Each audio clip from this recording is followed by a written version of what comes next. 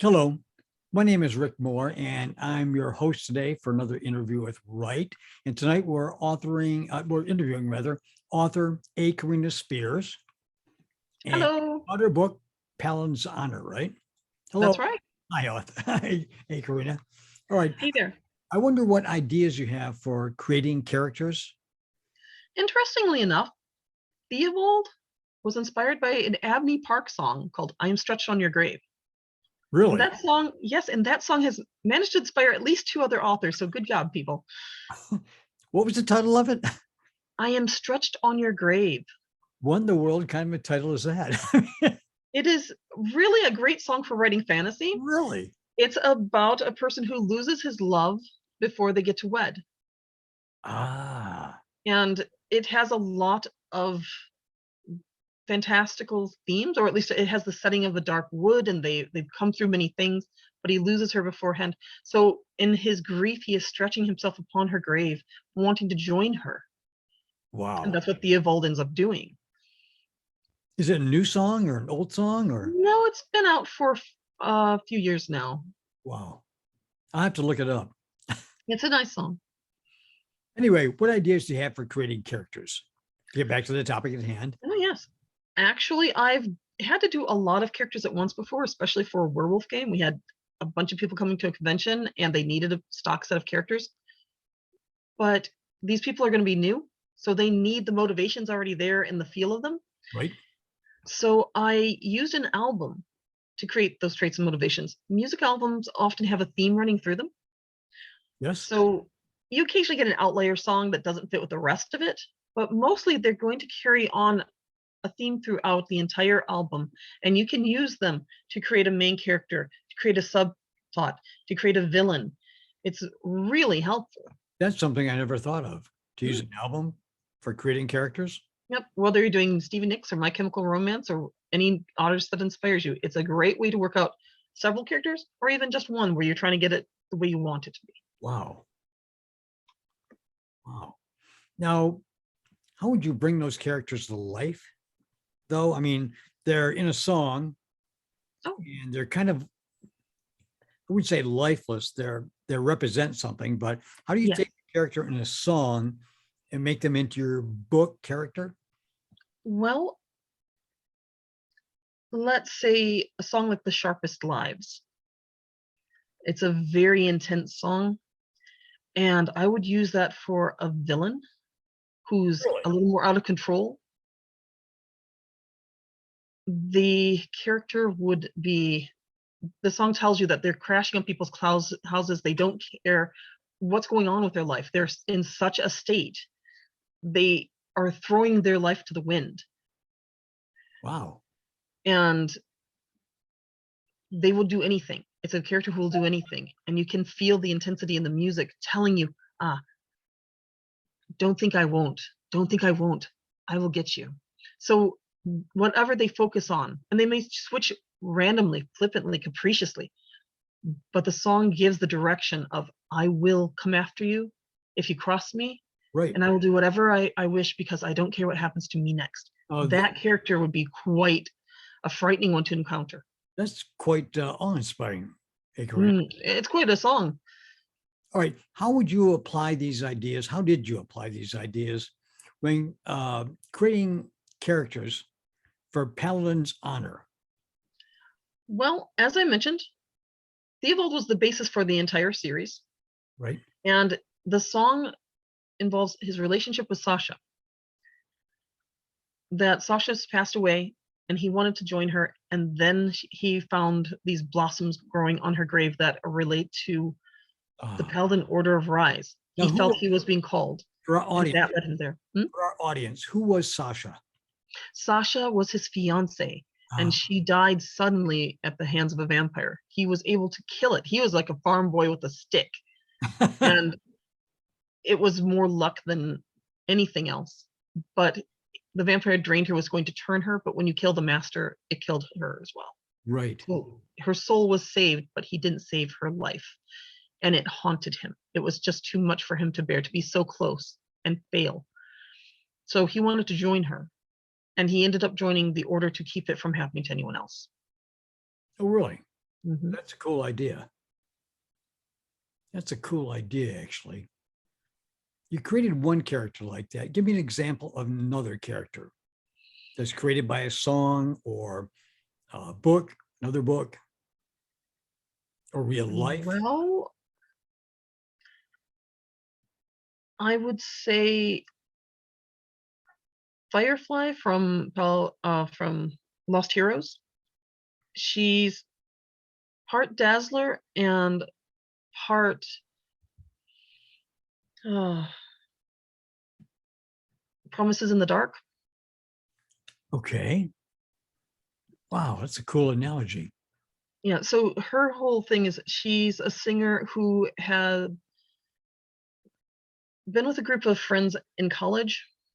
Right? They are all a little different from average, so they got grouped together just to keep them from being picked on necessarily. They formed a bond and were invited to a television show for superhumans or unusual people, and they put them through a little maze contest. Right? And one of the representatives for the station planned to make a big ending where there was a unfortunate accident that would drive up the ratings and possibly kill some people. Whoa. They stop it in the nick of time, but it stresses the group so much they break apart. She goes her own way and she finds that the music career and the people she meets, she grows, but she doesn't have the passion she wanted. She doesn't have the love she wanted. She ends up coming back and reconnecting with the person she really did care about. That, because things didn't end well. They both had different things happen in their lives. They managed to connect in the second book. And it's all about that, trying to find love and finding there's just promises in the dark in between until you go back around and come out of that place and find who you want. Did you create Mirabelle based on that? Mirabelle, no. Mirabelle is based on her name. That's the other thing I do is I look for Really? theme. So That's a however cool her name, name by came the to me, way. I ended up looking up what the meaning was, and it was sweet plum. It's a certain type of plum. And that shaped a lot of who she was, oddly enough. She's going to blossom into this beauty. We find out about the trees early. They already give off a sweet scent, but they're not in bloom even. But when they bloom, they're like honey. They're so sweet. So Mirabelle has a strength of the trees themselves, but she's also has a sweetness to her that comes out more and more as she comes into her own. So you created her on that basis, right? On that basis. That's great. Now, did you ever create a character or characters that you didn't use in a novel that you decided to shelve them, maybe to come back to just get rid of them or to come back to them at a later date, or perhaps have a book of their own? Yes. I learned from Peter Beagle that if the characters don't talk to you, you can't easily write them. I have a cool female werewolf. She transforms with white fur and she has leather jacket and she rides a motorcycle, but I couldn't get her to tell me her name or talk to me. I'm like, now I understand what he's talking about. So she's on a shelf till she can tell me more about herself. In the meantime, when I was creating more of the townsfolk and naming them, because I know where they are in my head, Right. but there are people moving in the background. So I'm like, I've got to flesh them out more. We're going to meet more of them. And I found there's a lot of them willing to tell me stories. There's Coriandra, mistress of ceremonies over at the castle and sanctuary. And there's Madame Adele. She's got a lot more coming. We've met her in Paladin's honor. And then there's Orca, the serving girl from the Silver Rushes Inn. She's appearing in the first book, but she hasn't named the first book. They all want up their own tales. Let me get this straight. You create characters sometimes based on the characters that speak to you, right? Mm-hmm. How does that play out in your spare time? Or I mean, Well, driving or when you're sitting no, it's research. It's during research. during research? During research, Now that's very interesting. Orca came up from a random name generator, Right? and I was surprised that Orca was a female name. And then my brain gave that long list. Coriandra, I was just like, I love this name. I do too. Who would I match to this name? Because that's pretty. It's an alteration of a Love, spice. love. Totally believable. Very fantasy. Yep. I'm like, oh, she's got this very noble sounding name. She's going to be a noble. She's definitely up there. Where Right. would you sit? She's the mistress of ceremonies. And now I know what happens with her and Valdesh the Elder. Right. Oh, so many stories. Oh, that is very cool that you create the stories by research. Yes. A lot of the Some things. characters you, Oh, mhm. some characters you create by your research. Yes. Sometimes I want even a trait, and I'll give them the name based off of the trait. Or they're like a springboard for ideas, right? Oh yeah, they feed off each other. Wow. All right. When you created the character Mirabelle, Mhm. what was the turning point to from her being a girl to a woman? The changeover for her is a moment that got added later to the book, and it absolutely transforms the entire work and makes it better. It does. The transformation point and the changeover for her is when she's looking at her mother and Adele, and she realizes these are the women who inspire me. I want to be an elder like them eventually. I want to be a leader in the community. What does that take for her? Then she realizes in that moment, crystallizing what she's going to do, how she's going to go about it, and takes the step forward in her own right, as opposed to doing whatever her family wants or going against their wishes, but she's still tied to the parents. At this point, she's choosing what she's going to do for herself. And that's the difference. Now, what was that transition like for Mirabelle? For her, it's a quiet moment. When people are doing major life changes, it's not always loud. It can be filling out your job application, picking which one you're going to do. It can be picking out your major. It's something you do sitting at home or at a computer, and you're looking through books or you're looking online, and you make a choice, and that choice can dictate or change your entire life path. But it's a quiet moment. Really? Mhm. I guess that's true in life, right? It really is. Not all turning points in life are loud. No. Sometimes they're quiet moments. Yeah, that makes sense. Now, in Devon, Mhm. created a fairly enigmatic character. Mm. He seems relatively emotionless, bloodless, but he follows a character arc that is very interesting. Describe it for our audience. Honestly, Devon's one of my favorite characters in the Really? book. He's honestly good. He's not very world wise. He Right. went from early age, he felt cold. He went into the temple and studied hard. He's out there fighting. He hasn't had lots and lots of interaction, socialization. He has some idea of the world, but he doesn't have tons. Right. So, because of his training, he's very logical and he's strongly dedicated. Whatever he promises, he tries to deliver. So, when he makes his offer, he's thinking about protecting his friend. He's thinking about protecting their family. He's protecting his order, and through that, the community. Okay. If something happens to Mirabelle, it can affect her brother. And if her brother fails in his work, then it can affect the group he's with. That group can cause the order to fall. If the order falls, the whole community can be destroyed. He goes and thinks all these things through when he's making that proposal.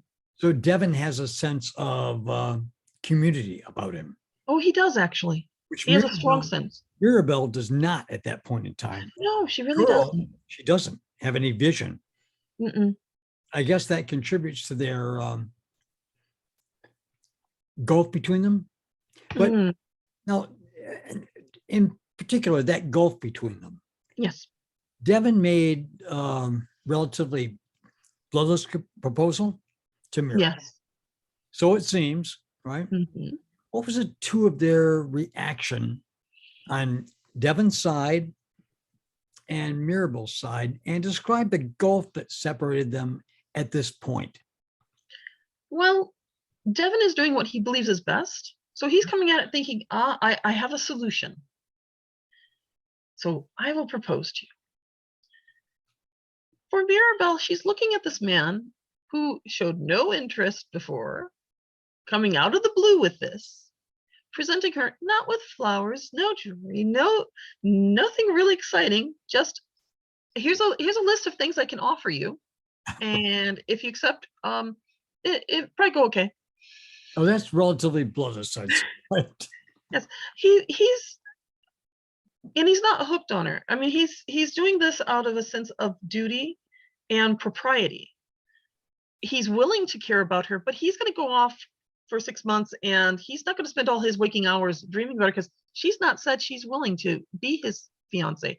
Right. She's not accepted, so he doesn't feel it's right. He doesn't daydream about women that aren't his.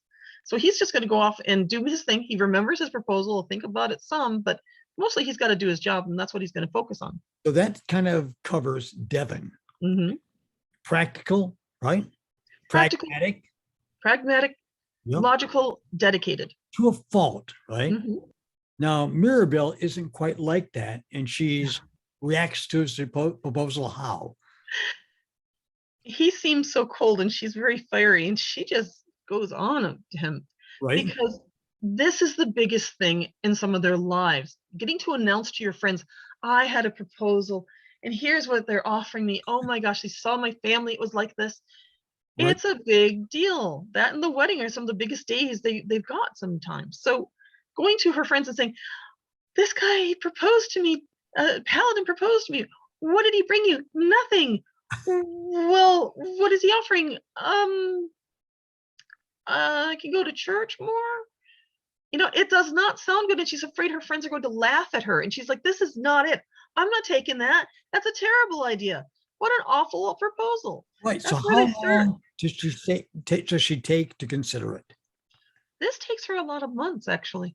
It takes her months of thinking about it, because seeing his and some of the things he's offering, the sensible things, because she was looking for safety deep down. Right. That's what she's looking for from Jarek and the Thieves Guild. Personal safety. He's offering that and more for her family, her children. He's promising something that's deeply important to her. And when she starts looking at the others, they'll bring a bunch of posies to you, and they might bring you sheaves of wheat or a jewel or a flower, but she's like, how far does that really stretch? Right. Do they really understand what you need to be wed? And she starts thinking that Devin does. That's good. All right. To move forward in your manuscript, what was it like for you as a writer to write the scene where Devin was wounded, and what was Mirabelle's reaction to it? Oh, I love writing horror and I love writing romance. It's very exciting, both of these things. I've paid attention between studying some bits of martial art and going to conventions and listening to talks about fighting and things, that I can project a fairly realistic, I hope, version of events. And I love writing about skeletons. I'm excited by undead and zombies and monsters and things. I've always liked kaiju and such. So I get really into it. I love the serpentine snake, that skeleton with the venom that's acid. Yes. Oh, I love that thing. So he's way out of his league. There's some experimental zombies and things showing up, and he's like, oh my gosh, I'm alone and there's a horde. One of the more dangerous things that you can have happen is to have your foot armor damaged. If your foot is held down or damaged, you cannot move freely. You cannot move safely. You cannot ground yourself for your attacks. Oh, I didn't know that. Think even about the Karate Kid. He ended up doing the crane stance because once that foot was gone, he had very few things that he could do that would keep him from being open to attacks, because your opponent knows you've got a weak point and they're going to go right after it. Yeah. So the pinching of his armor, that little bit, if he's too stiff, he can't run. He can't move freely. He can only stand and do a certain amount of his own motions because your whole body's involved. Wow. So it's very dangerous. I love writing it. I loved it. Oh. How did Mirabelle react to Devin being wounded? Mirabelle, she doesn't know at first he is. She finds the riderless horse, and that's a terrible sign. It's going into town alone, and she's trying to get help for him because surely something's happened. This is kind of an universal. He doesn't even have time to put a note or something. The horse is distressed. It's gotten injured, and that's a sure sign something's wrong. Oh boy. Yeah, takes it up and it gets help. And then she's stuck waiting. And she's waiting much like when you have the people at the home front, waiting for the soldiers to come home, waiting to aid them if they're wounded and they're fighting in the home territories. Oh, right. I see. And when he comes in and these people are wounded from battle, she's there to help and she's worried about him. She's honestly opening her heart up because you can't not. She doesn't dislike him. Yep. She's known him for years. He is a friend of the family. They had disagreements. She doesn't hate him by a long shot. And at this point, she's also come to realize she might actually have affection for him. Right. She's not sure what level some of that is. She's going to marry him and she's still sorting out her emotions, and so is he. But Right. she cares enough that she would not want him hurt. I'd like to end She's on, there for him. end on that note and go into it more in the next interview. All right. By the way, this is author A. Carina Spears and her book, which is a brilliant book. You really should buy it and read it. It's by Wake Up Publications. There it is, right there. And hey, Carina, I can't wait till our next interview, right? Me too. All right. Bye-bye.